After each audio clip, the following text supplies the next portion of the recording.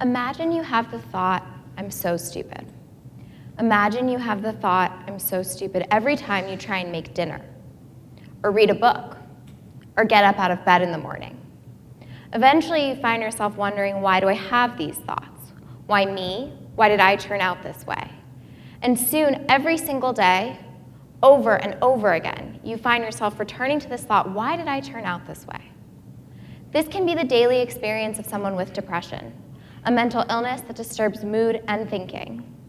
300 million people have depression. It is the leading cause of disability in the world.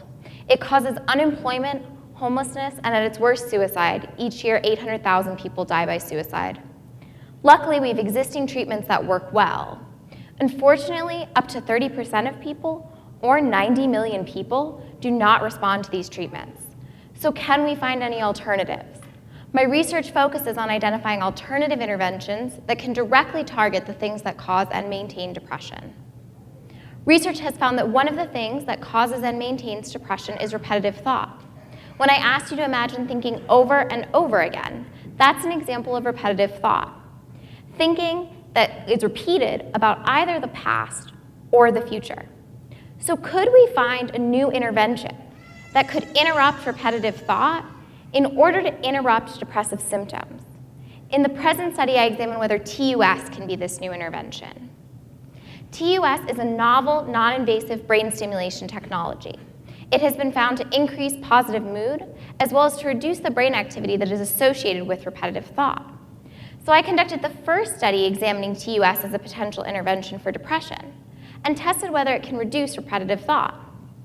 I brought 24 participants with depressive symptoms into the lab, and I randomly assigned them to either TUS, in which they received 5 sessions of TUS brain stimulation on the right side of their brain, or to placebo, in which they received 5 sessions of the brain stimulation probe held to the right side of their brain with no energy actually emitted.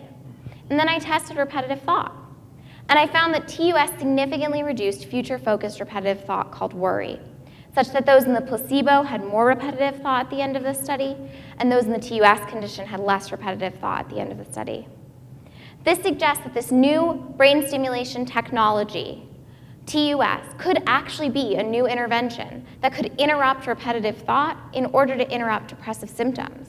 This may be a first step in identifying a new alternative for those 90 million people who don't respond to existing treatments. Thank you very much for your time.